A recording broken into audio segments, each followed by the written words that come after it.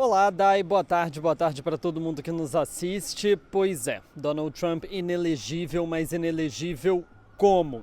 Essa decisão ela foi tomada pela Suprema Corte do Colorado, não uma Suprema Corte estadual, e diz respeito, claro, à inelegibilidade dele no estado do Colorado. Mas por que isso acontece?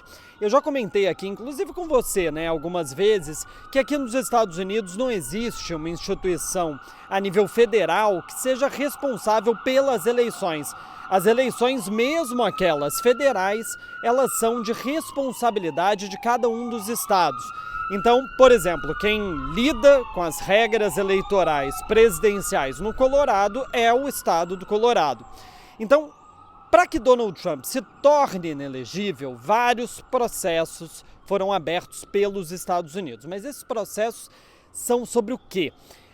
Muita gente acredita que o Donald Trump, por conta de se recusar a aceitar os resultados das eleições de 2020 e principalmente por ter incentivado as pessoas a irem ao Capitólio no 6 de janeiro de 2021, durante a invasão do Capitólio, ele teria participado de uma insurreição contra os Estados Unidos. E existe uma das emendas da Constituição, que é a 14ª emenda, que foi redigida depois da Guerra Civil. Ela trata exatamente sobre insurreicionistas. O objetivo dela era fazer com que as pessoas que estiveram à frente do Exército Confederado na época da Guerra Civil, o Sul escravocrata, não pudessem assumir mais postos de poder nos Estados Unidos. Então essa 14ª emenda foi redigida para isso, para evitar que insurreicionistas pudessem ocupar espaços de poder nos Estados Unidos. Agora, a leitura sobre se a 14ª emenda se aplica a Donald Trump, essa é a confusão e é isso que esses processos estão querendo. Além desse processo do Colorado, que, só para lembrar, primeiro ele foi recusado por uma corte inferior, que diz que sim, Donald Trump tinha participado de uma insurreição, mas que a 14ª emenda não valia para a presidência da República, para o cargo de presidente. Depois teve uma apelação, chegou na Suprema Corte e lá os juízes entenderam diferente, que sim, valia sim para o cargo da presidência. Mas, para além do Colorado, outros 16 estados têm processos semelhantes. Processos que são movidos desde por eleitores, como é o caso do Colorado, como por organizações políticas, organizações da sociedade civil, como também até por um dos candidatos nanico, chamado Castro, que disputa as prévias do Partido Republicano, que ele entrou com várias dessas ações em diferentes estados, afirmando que Donald Trump estar nas prévias, sendo que ele não pode ser presidente, o prejudica. Dois estados, um desses estados, inclusive, aqui em Nova York. Não sei se eu já comentei, mas aqui também está correndo um desses processos. Em dois desses estados, Arizona e Michigan, dois estados super importantes, porque são aqueles estados pêndulo, swing state, onde nem democrata nem republicano tem uma vitória certa. Nesses dois estados, o processo foi recusado na primeira instância, mas teve uma apelação e eles vão agora para a segunda instância em Michigan. A Suprema Corte do estado deve decidir sobre o assunto em breve, inclusive, e caso seja favorável, esse estado seria muito difícil para o Trump de perder. Agora, a campanha do Trump já falou que vai recorrer dessa decisão. Vai recorrer na Suprema Corte dos Estados Unidos, a Suprema Corte Federal, que é a instância que sobra agora de recurso. E nessa instância, vale a gente lembrar, dos 9 juízes, 6 deles foram nomeados por republicanos, é uma super maioria conservadora. Dos 6 republicanos, inclusive, 3 foram nomeados pelo próprio ex-presidente Donald Trump.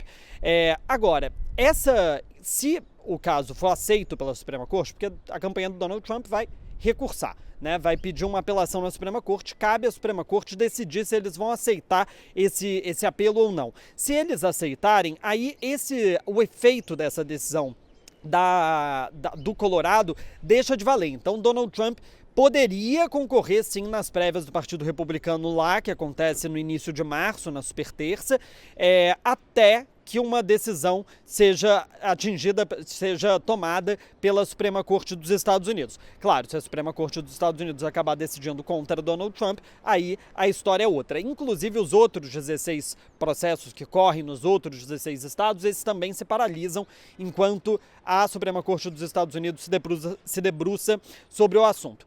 Agora, é uma supermaioria conservadora, isso é um fato. 6 dos juízes foram nomeados por republicanos, só 3 por democratas. Mas não é tão certo assim que Donald Trump com certeza vai vencer isso na Suprema Corte dos Estados Unidos, por 2 motivos centrais. O primeiro deles é que essa é uma decisão muito séria, vai abrir um precedente muito grande para o país. E não sabemos se esses 6 juízes nomeados por republicanos estão dispostos a passar a mão na cabeça de Trump e permitir qualquer coisa no futuro.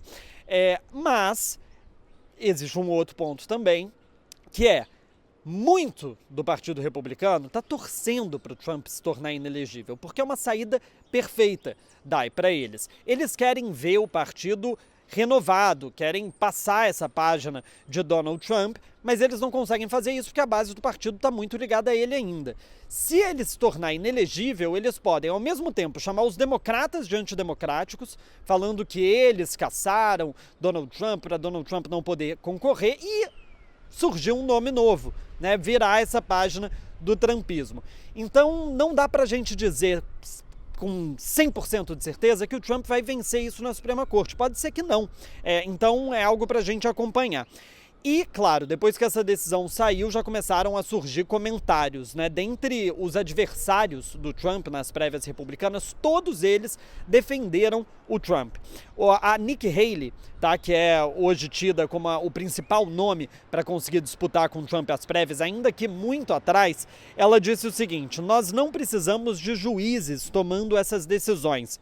Nós precisamos que os eleitores tomem essas decisões. O Ron DeSantis, governador da Flórida, que por muito tempo foi considerado a principal figura a disputar com Trump, mas que foi ficando cada vez mais para trás, ele disse o seguinte: a esquerda invoca a democracia para justificar o uso do poder para, mesmo que isso signifique o abuso do poder judicial, para remover um candidato das cédulas. Esse foi o comentário do Ron DeSantis. E o Chris Christie, que é o principal crítico de Trump nas prévias do Partido Republicano, que a sua candidatura é basicamente falar mal do Trump, ele disse: eu não acho que Trump deveria ser impedido de ser presidente por uma corte, mas sim pelos eleitores. Isso é um sentimento também generalizado, que essa decisão deveria ficar a cabo dos eleitores, da eleição, que o judiciário não deveria se enfiar nessa história.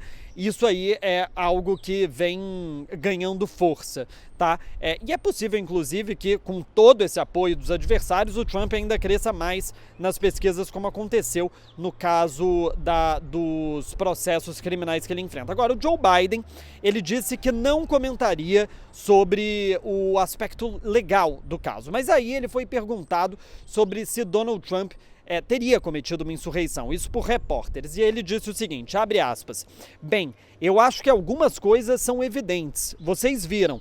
Agora, se a 14ª emenda se aplica ou não, vou deixar as cortes decidirem, mas ele certamente apoiou uma insurreição, não há dúvida sobre isso, nenhuma, zero. Fecha aspas. Bem, gente, essa é a situação por aqui. Ninguém esperava que esse fim de ano seria tão movimentado, a gente vai aguardar. Essa decisão da Suprema Corte, ela não é válida até o dia 4 de janeiro, para dar tempo de Trump recorrer na Suprema Corte e a Suprema Corte aceitar esse caso, mas certamente isso vai ser um tema longo agora, no início das prévias, inclusive, que começam em Iowa no meio do mês que vem. A gente vai acompanhar tudo, eu vou trazer tudo para vocês aqui direto de Nova York para a TV 247. Um abraço para todo mundo que nos assiste, um abraço para você, Dai, e eu encontro vocês aqui amanhã no Boa Noite e na semana que vem aqui de novo no Brasil Agora. Até!